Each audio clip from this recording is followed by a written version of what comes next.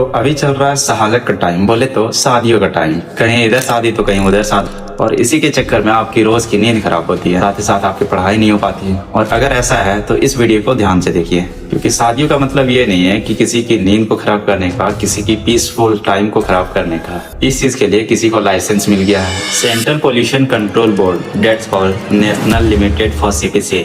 इन्होंने noise standard को set कर रखे हैं अकॉर्डिंग टू 2000, जिसमें कि 4 तरह के जोन है, residential area, commercial area, industrial area and silent zone. और इन चारों के अलग अलग लिमिट सेट किए गए हैं, जिसमें दिन के लिए अलग है और रात के लिए अलग है। और मैं ये एज्यूम करता हूँ कि मोस्ट ऑफ द लोग रेसिडेंटल एरिया में ही रहते हैं, और उसमें जो डे टाइम की लिमिट है वो 55 डेसिमल की है, और नाइट टाइम की लिमिट जो है वो 45 डेसिमल की है। रात का मतलब रात के 10 बजे से लेकर के सुबह 6 बजे तक। इनफैक्ट रात में लाउड स्पीकर्स भी बैन है और साथ ही फायर क्रैकर्स भी बैन है। और ये डेसिमल्स हम चेक कैसे कर सकते हैं? तो अगर आप आईफोन यूजर हैं तो आपके एक हेल्थ ऐप में ये शो करेगा, और अगर आप एंड्रॉइड यूजर हैं तो उसमें बिल्टिंग फीचर नहीं होता है, लेकिन आप अलग से सॉफ्टवेयर या एप्लीकेशन को इंस्टॉल कर सकते हैं, जैसे साउंड मीटर, डेसिबल लैक्स। और अगर वो परमिशन लिमिट से बाहर है और लाउड स्पीकर में बज रहा है तो आप कंप्लेन कर सकते हैं ऑन द ऑफ 112। और इसके बावजूद अगर इसका फ्रीक्वेंट पोल्यूशन कम नहीं होता है तो फायर अथॉरिटी को कंप्लेन कर सकते हैं, बिकॉज